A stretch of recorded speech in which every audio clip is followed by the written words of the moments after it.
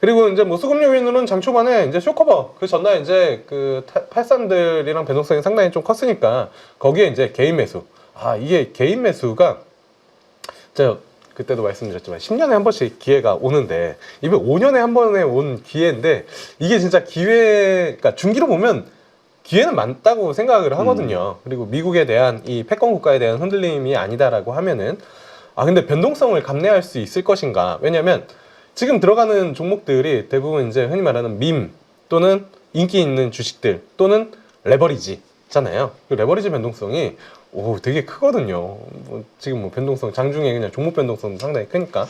그래서 개인 투자자가 오전 1시간에만 한 10억 달러를 순매수했다라고 하더라고요. 이게 뭐 한 달 평균에 6배 이상 유입이 되는. 그래서 분명히 국내 개인 투자자분들도 장 초반에 막 분노시던 분들도 있으시고, 왜냐면 이게 왜 그러냐면 그 속슬 있잖아요. 3배짜리가 그때 코로나 때 5인가 6인가 7인가 거기까지 내려갔었는데 그게 70불까지 갔으니까 10배가 갔으니까 지금 많이 빠졌는데 고점 대비 어마어마하게 빠졌잖아요. 그 3배짜리가 여기서 뭐 조금만 먹으면 따블은 쉽게 나올 거라고 생각을 하시니까 저도 따블은 쉽게 나올 것 같아요. 사실 뭐 미국 시장이 요 관세 이슈만 하면은. 근데 그 변동성을 내가 감내할 수 있을까? 그렇지. 보면 저는 못합니다. 저는 못하는 스타일이기 때문에 아무튼 뭐 잘 하시는 분들은 뭐 붙어서 할 수 있겠지만 너무 이제 어렵다라고 이제 좀 보시면 좋을 것 같고, 그 다음에 이제 개인 인기 종목 이제 뭐 반등을 하면서 나스닥이 한때 4.6%까지 이제 반등을 했었던 거고, 그 다음에 하락 전환 배경 다 말씀을 드렸고요. 그 다음에 이제 주금 관련 종목도 이제 하락을 했고, 그 다음에 이제 그 종목들로 들어가서 보면은 일단은 어제 미국 시장의 시가총액이 바뀌었습니다. 마이크로소프트가 1위를 탈환했고요. 애플이 한 단계 내려와서 2위로 됐는데 뭐 그런 얘기 있는 것 같더라고요. 최근에 애플이 빠진 게 S&P 500에 그 애플을 제외한 499개의 시가총액만큼 빠졌다. 여기서 이제 드는 인물은 역시 우리 갓 버핏. 정말 자, 현금을 그렇게 쌓아둔 이유가 있었다. 그리고 애플을 그렇게 매도한 이유가 있었다. 야, 진짜 정말 이거 매도할 때만 해도 그게 이제 F13 보고서잖아요. 그게 이제 분기에 한 번씩 나오는 건데, 그때 작년 그 4분기 때 줄인 게 1월달, 2월달에 나온 거고, 그 전에도 이제 줄이고 있었는데 6개월 뒤면 항상 우리 버핏 옹의 진심을 알게 되는 그 흐름이 오늘 시가총액 역전으로 또 보면서 한 단계 내려오는 거 보면 진짜 버핏. 근데 이건 진짜 역사는 반복이 된다고. 2000년 IT 버블 때도 그때 이 기술주에 투자하지 않는 버핏 그래가지고 막 늙었다, 옛날 사람이다, 막 폄하하고 막 그러다가 나중에 역시 버핏 이러다가 2008년 금융위기 때도 똑같은 일 반복이 되고. 그때 은행주들 다 사시고. 이번에도 그랬지. 이번에도 사실 젊은 분들 뭐 나이 뭐 상관하지 않고 버핏에 대해서 좀 어리석다, 고리타분하고 옛날 무슨 왜냐면 민주식 때 하루에 100%씩 움직이는데 가치 투자는 무슨 뭐 이런 얘기했었는데 지나면은 역시 버핏이에요. 한 단계 내려가면 진짜 이게 애플이 한 단계 내려가는 걸 보고 역시 버핏. 그래서 일본 상사를 투자한 이유도 분명히 있으실 거예요. 저는 그렇게 믿습니다. 아무튼 그래서 이제 움직임들이 그렇게 좀 나왔다라고 보시면 될 것 같고요. 그 다음에 반도체주들 같은 경우에는 일부 쇼커버 나왔었는데, 이게 필라델피아 반도체 지수가 장중에 플러스 5%에서 마이너스 3.57%다. 이게 반도체 지수가 이렇게 변동성이 이제 크게 나타나고 있는 그런 흐름이다라고 보면 될 것 같고, 그 다음에 이제 전기차인데요. 테슬라는 장 초반에 7% 정도 급등했었는데 대중관세로 이제 하락 전환을 했고, 그 다음에 미국 자동차주들 안 좋습니다. 우리나라도 현대차 뭐 움직임들 쉽지 않은데 어쨌든 포드, 스텔란티스, GM 2%대 이제 하락을 했고요. 그 다음에 이제 또 2차전지 안 좋은 소식 중에 하나인데, 우리나라 2차전지는 저는 분석을 사실 뭐 계속 말씀드리지만 그냥 연기금 수급이기 때문에 이걸 분석하는 게 의미가 있나라는 생각을 계속 뭐 말씀을 드리긴 하거든요. 그냥 연기금이 장난쳐가지고 저가 매수 들어오면은 그냥 올라가는 거고, 연기금이 다시 이제 팔아버리면 다시 이제 뭐 저점 깨러 내려가는 그런 흐름인데, 어제는 칠레 공급 우려가 또 있었습니다. 그래서 엘버말이 어제 한 12% 정도 빠지는 그런 움직임이 좀 있었다라고 보면 될 것 같고요.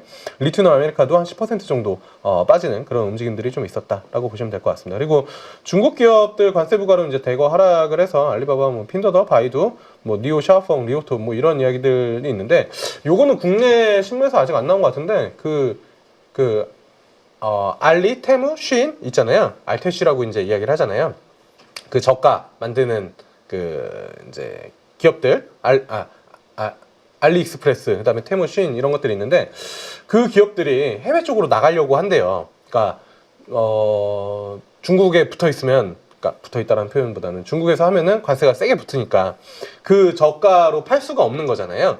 미국에서도 그 싸게 들어오는 비관세 소포들 다 막고 이제 그런 움직임들이니까 그래서 나가려고 하는데 중국 공산당에서 못 나가게 하고 있다. 뭐 그런 이야기들도 좀 들리고 있는 그런 상황입니다. 그래서 쉰 관련해가지고 아마 기사가 그러니까 외신에서 나왔었던 것 같은데 아직 국내는 뭐 이야기는 안 나오는 것 같은데 그런 이제 움직임들 좀 있다라는 거 좀 보시면 좋을 것 같고 그 다음에 이제 방위 쪽 트럼프 미국에서 이제 구매할 수 있는 거 베트남이 이제 뭐 무기나 뭐 이런 것들 구매할 수 있다 뭐 이렇게 하면서 로키드 마틴이랑 뭐 이제 제너럴 다이맥스 이런 것도 이제 좀 올라왔고요.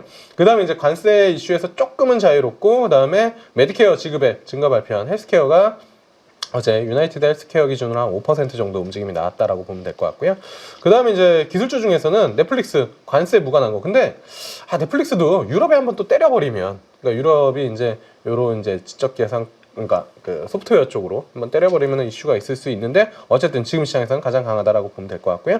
그 다음에 금융주 같은 경우에도 실적 기대랑 경기 우제, 경기 우려, 혼재가 이제 좀 나온 그런 흐름이다라고 보시면 좋을 것 같습니다. 그래서 그렇게 좀 보면 될 것 같고. 그 다음에 우리 MSCI 코리아 ETF 어제 한 3%대, 그 다음에 야간 선물도 플러스에서 마이너스로 전환이 된 거고, 그 다음에 환율도 이야기를 좀 드렸는데, 이제는 몇 개 미국 차트들 조금 보면서 보면은 어제 특이한 움직임 나온 거는 채권입니다. 채권이 지금 보면 이틀 연속 강세거든요. 이거 TMF 이제 우리나라에서 20년물 그 이제 3배짜리 투자하시는 분들 되게 많은데 와 채권의 변동성이 이렇게 큰데 한 두 가지 정도 이슈가 있는 것 같은데 하나는 그 안전자산이잖아요 채권. 근데 그렇지. 안전자산까지 팔아치워야 되는 수준인가? 왜냐면 지금 채권 빠지고 그 다음에 이제 금 빠지고 제가 그때 예전에도 한번 말씀드렸는데 그 마진 콜. 네.